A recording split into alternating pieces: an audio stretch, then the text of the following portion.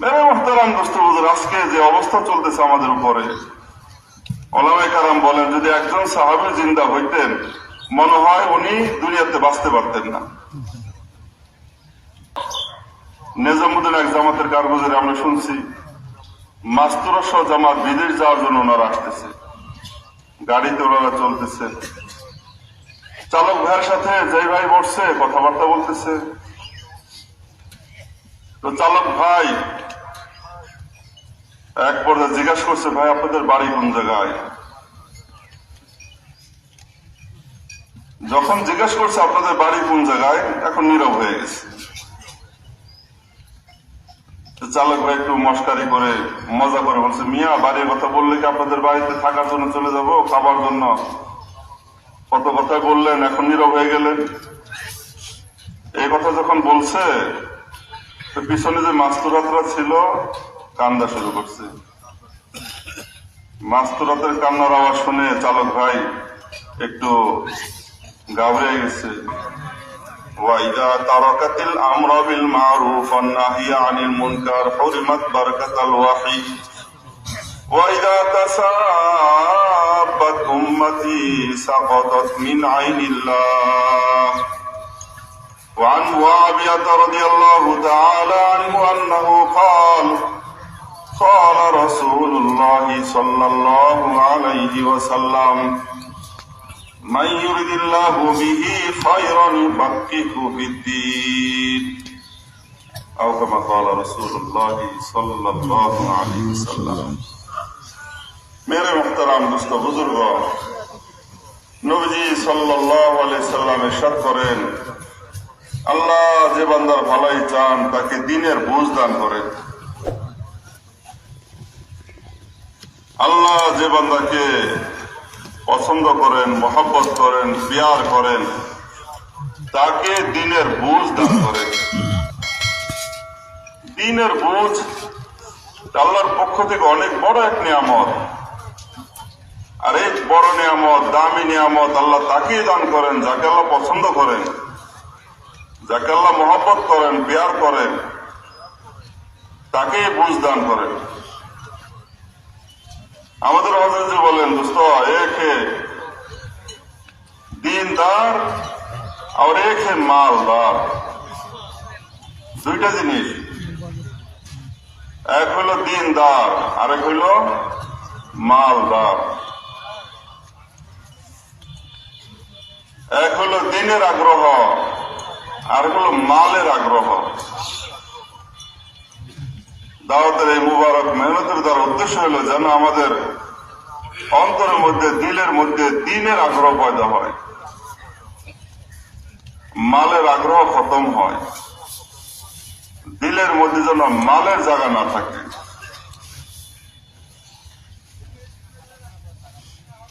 মুহতারাম দোস্ত বুজুর্গ, কারো মালের বুঝ আছে আর কারো দিনের বুঝ আছে। বুঝ এটা অনেক বড় গুরুত্বপূর্ণ জিনিস, বড় আহাম এক জিনিস। বুঝের কারণে মানুষ সিদ্ধান্ত নিতে তৈরি হয়, আর বুঝের অভাবে দামি জিনিস হারায়া সে খুশি হয়। হারাইছে দামি জিনিস তারপরেও খুশি কেন? বুঝের অভাব। ছোট্ট একটা বাচ্চা ঘর থেকে স্বর্ণের টুকরা পাইছে, সে চেনে না এটা কিসের টুকরা, এটার মূল্য কি। সে মনে করছে খেলনা, মার্বেলের মতো, পাথরের টুকরার মতো। এটাকে সে খেলনা বানাইছে, এটা নিয়ে সে খেলতে বের হয়েছে, বাইরে গেছে, ধুলাবালির সাথে খেলতেছে। দূর থেকে এক বয়স্ক সমঝদার মানুষ দেখছে, সে বুঝতে পারছে বাচ্চা তো এটা চিনে না, বাচ্চা তো এটাকে খেলনা বানাইছে। তো সে এটা সুযোগ লাগাইছে, কাজে লাগাইছে, দোকানে গেছে, চকলেট নিয়ে আসছে। বাচ্চার কাছে যা বলতেছে, বাবা চকলেট খাইবা, বলে পকেট থেকে বের করে তার হাতে কয়েকটা চকলেট দিছে। বাচ্চা চকলেট নিছে, একটা ছিঁড়ে সে মুখে দিছে। চকলেট পায় তো বাচ্চা খুব খুশি, এখন বলতেছে বাবা আরো চকলেট আমার কাছে আছে, ওগুলো আমি দিয়ে দিব, তোমার হাতে যে টুকরাটা সেটা আমাকে দিয়ে দাও। দিবা? বাচ্চা তো খুশিতে লাফাইতেছে। কি বলেন ভাই? বাচ্চা মহা খুশি, এতগুলো চকলেট তো আমি কোনোদিন দেখি নাই। আমার আব্বু আমাকে এত চকলেট একসাথে দেয় নাই। এত ভালো মানুষ, এত উপকার করলো, আমাকে এত মহব্বত করলো। খুশিতে খুশিতে স্বর্ণের টুকরা দিয়ে দিছে, চকলেট পেয়ে খুশি হয়ে গেছে।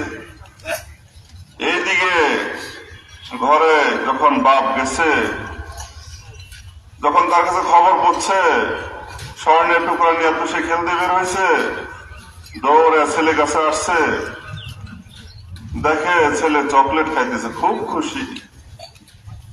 তো বাপ বলছে বেটা ওই টুকরাটা কই যেটা নিয়ে তুমি বের হয়েছিল? বাপ ওইটা তো দিয়ে দিছি। এই কথা শুনতে বাপে কি হয়েছে ভাই? জ্ঞান হারাইছে। মেরে মোহতারাম দোস্ত বুঝুক, একজনে জ্ঞান হারায় আর একজনে লাফায়। কি কারণে ভাই? বাচ্চা লাফায় আর বাপে জ্ঞান হারায়। মেরে মোহতারাম দোস্ত বুঝুক, আজকে যে অবস্থা চলতেছে আমাদের উপরে, ওলামায়ে কেরাম বলেন যদি একজন সাহাবী জিন্দা হইতেন মনে হয় উনি দুনিয়াতে বাঁচতে পারতেন না, জ্ঞান হারাইতেন, মারা যাইতেন। এই অবস্থা জানমালের কোরবানি করে, বিয়ে বাচ্চাকে এতিম আর বিধবা করে, নিজেদের জানকে কুরবান করে দুনিয়াতে দিনকে জিন্দা করে গেলাম। এত মুসলমান থাকা সত্ত্বেও দিনের এই অবস্থা। আজকে দোস্ত আমরা আমাদের কায় কারবার নিয়ে, ব্যবসা বাণিজ্য নিয়ে, দোকানপাট নিয়ে, চাকরি ব্যবসা নিয়ে, জমি জমা নিয়ে, ঘর বাড়ি নিয়ে, বিয়ে বাচ্চা নিয়ে, সংসার নিয়ে খুব খুশি। আর বলতেছি মানুষ হয়ে গেছি, মানুষ করছি, এটা সেটা করছি, কত কিছু করছি। আমরা লাফাইতেছি আর সাহাবারা কি করতেন? জ্ঞান হারাইতেন। মেরে মোহতারাম দোস্ত বুজুর্গ, দিনের এক বুঝ আল্লাহ তাকেই দান করেন যাকে আল্লাহ পছন্দ করেন। দিনের বুঝের কারণে মানুষ সিদ্ধান্ত নিতে পারে। এই মুবারক মেহনত ওই বুঝ অর্জন করার জন্য, দাওয়াতের এই মুবারক মেহনতের দ্বারা দিনের বুঝ অর্জন হয়। আলহামদুলিল্লাহ, জগতে এমনও অনেক বান্দা তৈরি হয়ে গেছে যাদেরকে আল্লাহ তাআলা সাহাবাদের শেকেল উঠাইতেছে। আল্লাহ করছেন। কত কারগুজারি আমাদের সামনে আছে দোস্ত। নিজামুদ্দিন এক জামাতের কারগুজারি আমরা শুনছি, মাস্তুরা সহ জামাত বিদেশ যাওয়ার জন্য ওনারা আসতেছে, গাড়িতে ওনারা চলতেছে, চালক ভাইয়ের সাথে যে ভাই বসছে কথাবার্তা বলতেছে। তো চালক ভাই এক পর্যায়ে জিজ্ঞাসা করছে, ভাই আপনাদের বাড়ি কোন জায়গায়? যখন জিজ্ঞাসা করছে আপনাদের বাড়ি কোন জায়গায়, এখন নীরব হয়ে গেছে। চালক ভাই একটু মস্কারি করে মজা করে বলছে, মিয়া বাড়ির কথা বললে কি আপনাদের বাড়িতে থাকার জন্য চলে যাব, খাবার জন্য? কত কথাই বললেন, এখন নীরব হয়ে গেলেন। এই কথা যখন বলছে পিছনে যে মাস্তুরাতরা ছিল কান্দা শুরু করছে। মাস্তুরাতের কান্নার আওয়াজ শুনে চালক ভাই একটু ঘাবড়ে গেছে, কি বললাম, মহিলারা কেন কান্দে? জিজ্ঞাসা করছে, ভাই আমি কি বললাম, মহিলারা কেন কান্দতেছে? খেয়াল করে শুনেন ভাই, কোন জায়গায় যাওয়ার দরকার, কি করার দরকার।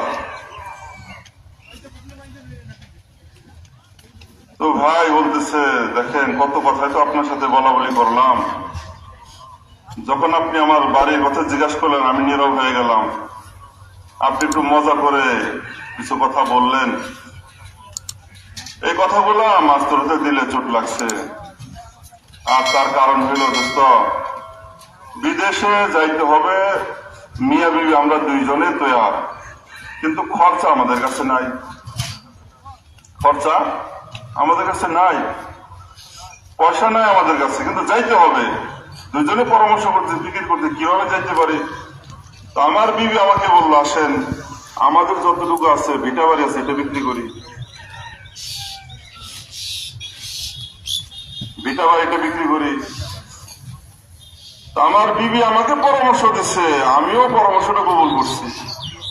আমাদের ভিটা বাড়ি বিক্রি করে পয়সা নিয়ে বের হয়েছি, সফর শেষ করে কোথায় যাব আমাদের ঠিকানা নাই।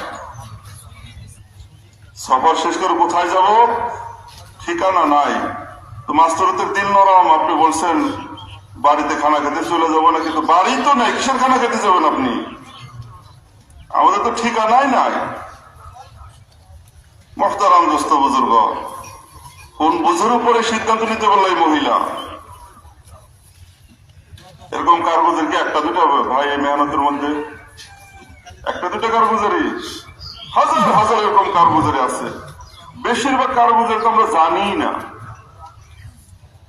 আমাদের দেশের চট্টগ্রামের সাথী দ্বিতীয় সাল পুরা করছে। কেমনে পুরা করছে ভাই?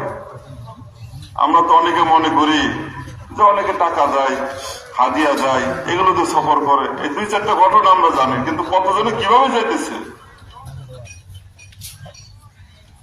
চট্টগ্রামের এক মাওলানা সাহেব দ্বিতীয় সাল পুরা করছে। কিভাবে পুরা করছে? উনি ওনার ভিটা বাড়ি বিক্রি করে গেছে। আমাদের সাথীরা মাস্তুরাতকে নিয়ে ওনার সফর থাকা অবস্থা ওনার ঘরে মোলাকাতে গেছে। মাস্তুরাতরা কানতে কানতে ফেরত আসছে। তো মোহতারাম দোস্ত বুজুর্গ, দিনের জন্য কোরবানি জামানা হইতেছে দোস্ত। আল্লাহ এক বুঝ দিচ্ছেন, দুনিয়া সাজানোর জজবা তাদের খতম হয়ে গেছে। কবর সাজাবার, জান্নাত সাজাবার জজবা তাদের মধ্যে গালে হয়ে গেছে। আমাদের জামাতে চলতেছেন এক ভাই মুন্সিগঞ্জের সাথে। মোহতারাম, কত কারগুজারি শোনাইব? হাজার হাজার না লক্ষ লক্ষ কারগুজারি আছে।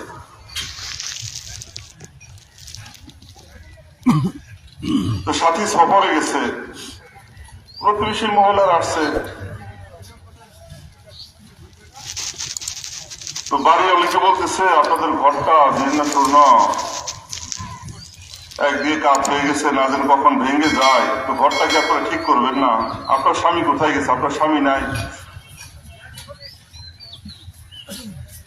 তো ঘর হলে বলতেছে আমার স্বামী তো ঘর ঠিক করার জন্যই গেছে, আমাদের তো আরেকটা ঘর আছে, ওই ঘরে আমরা থাকবো। এই ঘর তো বেশি দিন থাকার নিয়ত করি না, এই জন্য আমরা এই ঘরটা তেমন ঠিক করতেছি না। আমার স্বামী তো ঘর ঠিক করার জন্য গেছে। মাশাআল্লাহ, সেটা কোন জায়গায়? তো সেটা তো আখিরাতে। আমার স্বামী আল্লাহ রাস্তায় গেছে, আখিরাতের ঘর ঠিক করার জন্য গেছে।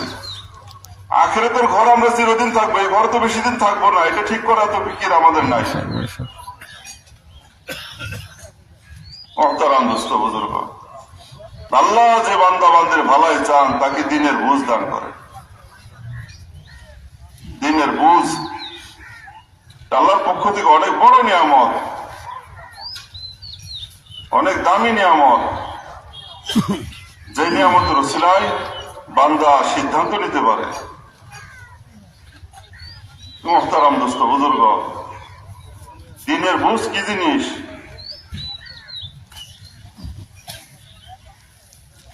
দিনের বুঝ কাকে বলে? মোহতারাম দোস্ত বুজুর্গ, আমরা বুঝি অমুকের সাথে সম্পর্ক করলে, অমুকের সাথে সম্পর্ক করলে, অমুকের সাথে সম্পর্ক করলে আমার কাম বনবে।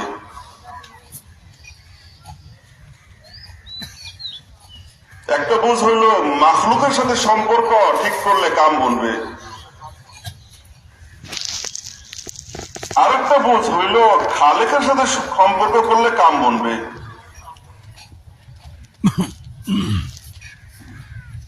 আমার মালিক, যার আমি চাকরি করি, যদি তার সাথে আমার সম্পর্ক ভালো হয় তাহলে আমার কাম বনবে। দুনিয়ার লাইনে যাকে আমি বড় মনে করি তার সাথে সম্পর্ক করতে পারলে কাম বনবে। এটা একটা বুঝ। আরেকটা বুঝ কি? আল্লাহর সাথে সম্পর্ক করলে কাম বনবে, কাম বনবে। খেয়াল করে শুনেন ভাই,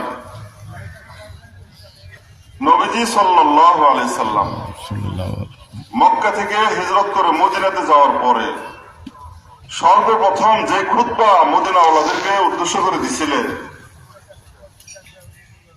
প্রথম খুতবা যেটা মদিনাওয়ালাদেরকে উদ্দেশ্য করে দিছিলেন, এর মধ্যে একটা কথা এটা ছিল, মান আসলাহা মা বাইনাহু ওয়া বাইনাল্লাহ আসলাহাল্লাহু মা বাইনাহু ওয়া বাইনা খালকি। যে ব্যক্তি আল্লাহর সাথে নিজের সম্পর্ককে ঠিক করে নিবে, যে ব্যক্তি আল্লাহর সাথে নিজের সম্পর্ককে ঠিক করে নিবে, আল্লাহ আপন কুদরত দ্বারা সমস্ত মাখলুকাতের সাথে তার সম্পর্ক ঠিক করে দিবে। যে বান্দা নিজের সাথে আল্লাহর সম্পর্ক ঠিক করবে, আল্লাহর সাথে নিজের সম্পর্ককে ঠিক করবে, আল্লাহ সমস্ত মাখলুকের সাথে তার সম্পর্ককে ঠিক করে দেবে। কিরা খবরে দিলেন দোস্ত? প্রথম খুতবার মধ্যে পুরা মদিনাওয়ালাদেরকে উদ্দেশ্য করে জানিয়ে দিলেন, দেখো সম্পর্ক কখন বনবে, কার সাথে সম্পর্ক ঠিক হবে, রাহবারি দিয়ে দিলেন। আল্লাহর সাথে সম্পর্ক ঠিক করো তো সবার সাথে সম্পর্ক ঠিক হবে। এই জন্য আমাদের বড় বলেন, এক সে জোড়ো সবকো ছোড়ো। একজনের সাথে সম্পর্ক করো, বাকি সব সম্পর্ক ছিন্ন করো। এক ঠিক সব ঠিক, এক জায়গা ঠিক হবে, সব জায়গা ঠিক হবে। এক বেঠিক সব বেঠিক, আর এক জায়গা যদি বেঠিক হয়ে যায় সব জায়গায় বেঠিক হবে। বিখ্যাত একজন মুহাদ্দিস ছিলেন ইয়াহইয়া বিন মুআজ রাহমাতুল্লাহি আলাইহি। একদিকে অনেক বড় মুহাদ্দিস ছিলেন, আরেকদিকে অনেক বড় বুজুর্গ ছিলেন। আগের জামানায় এরকম ছিল দোস্ত, যত বড় আলেম তত বড় বুজুর্গ। ইলম আর আমলের সাথে সম্পর্ক ছিল, কারণ ওনারা ইলম অর্জন করতেন আমলের নিয়তে।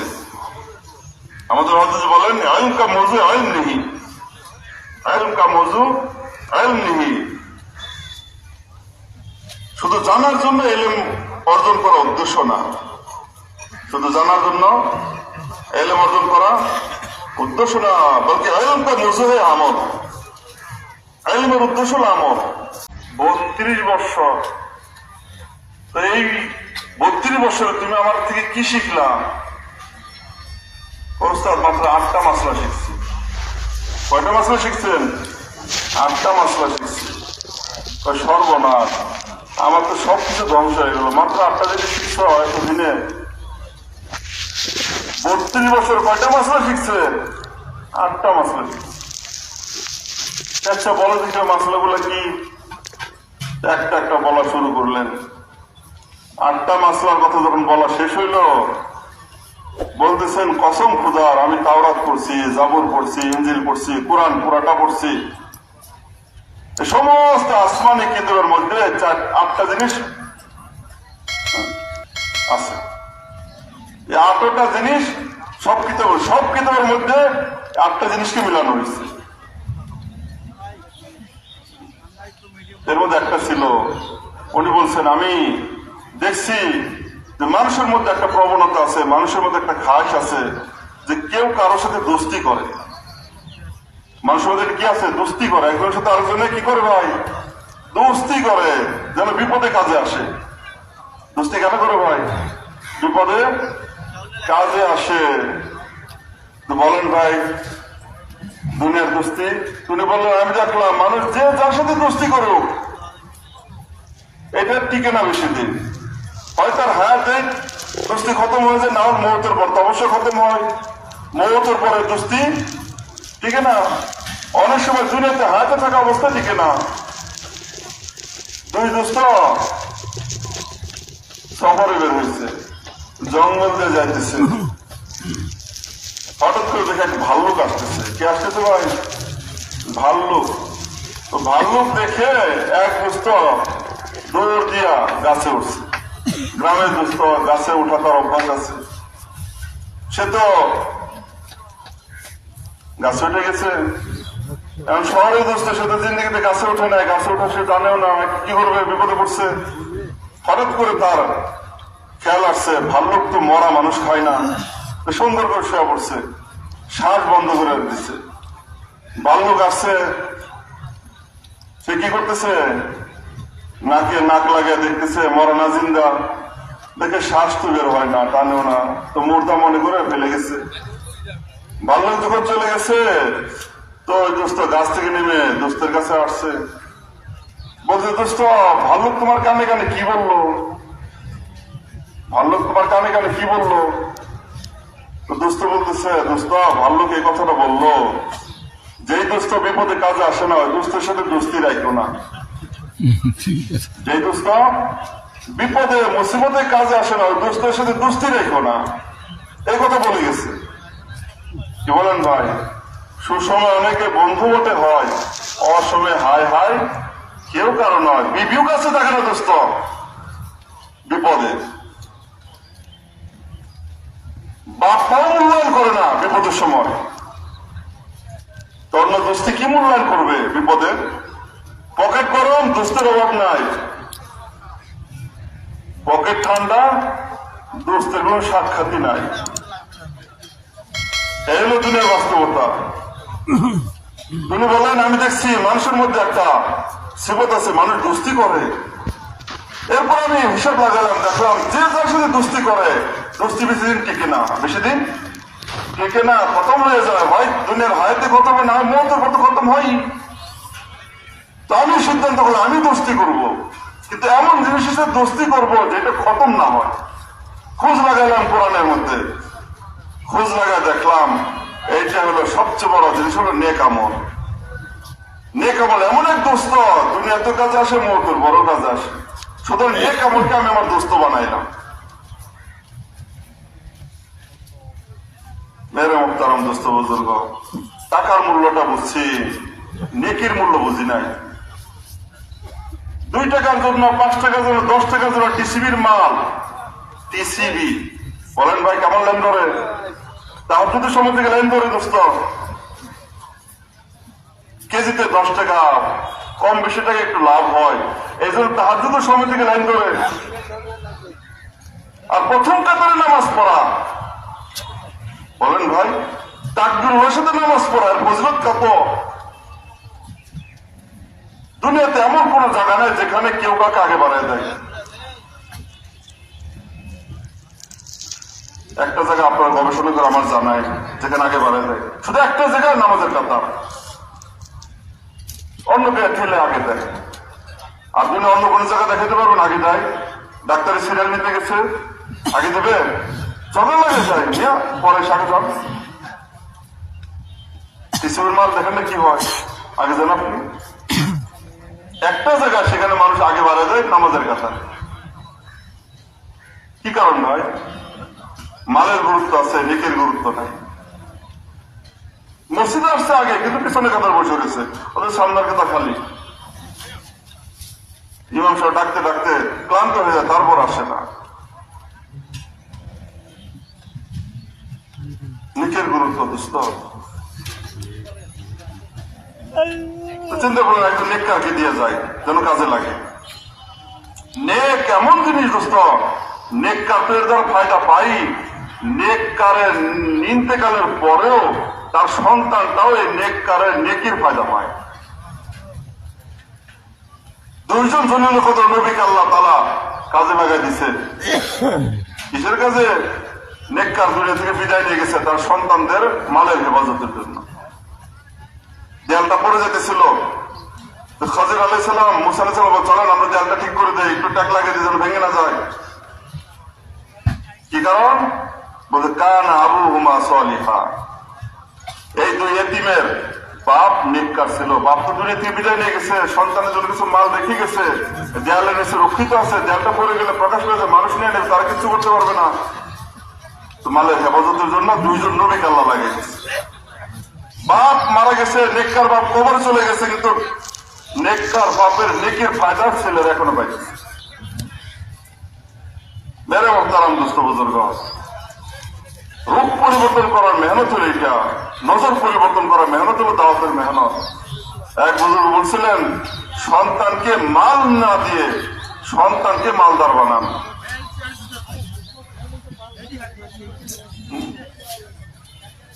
সন্তানকে সম্পদ বানান,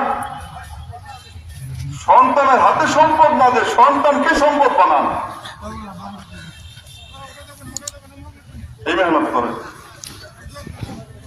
খুঁজতে বেরিয়েছে কাকে নেককার পায়, খুঁজতে খুঁজতে একজন নেককার পায়, বড় নুরানি চেহারা, সুন্দর চেহারা, আল্লাহর ওলি, বুজুর্গ, নওজোয়ান, সমুদ্রের পাশে বসে আছে, বালুতে লেখে আর ঢেউ এসে বালুর লেখা মুছে ফেলে।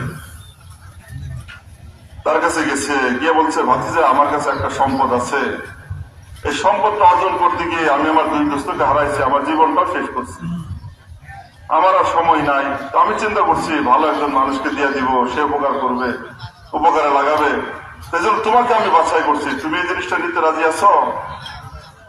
নজন বলছে দেন চাচা। তো পকেট দিয়ে বের করে পরশ পাথরটা নজনের হাতে দিচ্ছে। নজন হাতে নিতে এমন জোরে ঢিল মারছে, পানিতে ফালাই দিচ্ছে। কি করছে ভাই? পানিতে ফালাই দিচ্ছে। এই দৃশ্য দেখে মুরব্বি তো রাগান্বিত হয়ে গেছে, গুসা হয়ে গেছে, বলছে মিয়া না নিলে না নিতে ফালাই দিলে কেন, মাগনা মাগনা পেয়ে জানো কত কষ্ট হচ্ছে, বললাম তোমাকে, আর তুমি এখানে ফালাই দিলে, না নিতে ফালাইলে কেন? মুরব্বী রাগান্বিত হয়ে গেছে। নওজোয়ান বলতেছে চাচা এটা ফেরত পেলে খুশি হইবেন, রাগ ঠান্ডা হবে, ফেরত পাইতে চান? চাচা বলতে হ্যাঁ ফেরত দাও। নওজোয়ান বলতে হ্যাঁ সমুদ্র, যে পাথরটা আমি ফেলে দিলাম ওই পাথরটা ফেরত দাও। বলতে একটা ঢেউ উঠলো, ওই ঢেউয়ে পাথরটা কিনারে পৌঁছায় দিল।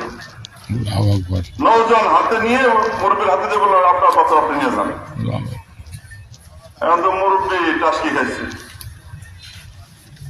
কি দেখলাম, ভালো কি দেখলাম, বলতে ঢেউ উঠলো, পাথর ফেরত আসলো, আশ্চর্য হয়ে গেছে, অবাক হয়ে গেছে, কি দেখলাম। নওজোয়ান বলছে চাচা অবাক হয়ে গেছে। চাচা কি হয়েছে? অবাক হয়ে গেছে। নওজোয়ান চাচা আরো লাগবে, আরো চান? চাচা বলছে হ্যাঁ আরো লাগবে। এটা হলো দুনিয়ার খেল। এটা কি ভাই? এটা হলো চুলকানি দোস্ত, যত চুলকাবে তত আরো চুলকাইতে মন চলে। চুলকায় কেউ তৃপ্তি পাইছে দোস্ত আজ পর্যন্ত? মাল অর্জন করে কসম খোদার কেউ তৃপ্তি পাবে না। মাল অর্জন করে কারো অন্তর তৃপ্তি পাবে না, কসম খোদার। আসপদের জগতে বাচ্চা হোক, বুড়া হোক, নারী হোক, পুরুষ হোক, সুস্থ হোক, অসুস্থ হোক, কেউ যেমন শরীর চুলকায় তৃপ্তি পায় নাই, ওই রকম মাল অর্জন করে মাল কামে কেউ আসপদের তৃপ্তি পায় নাই, অসম্ভব। মাল অর্জন করা চুলকানের যেটুকু খতরনাক। জানে চুলকাচ্ছে আরো ক্ষতি হবে, ক্যান্সার হবে, তারপরে চুলকায়, বাধ্য চুলকাইতে।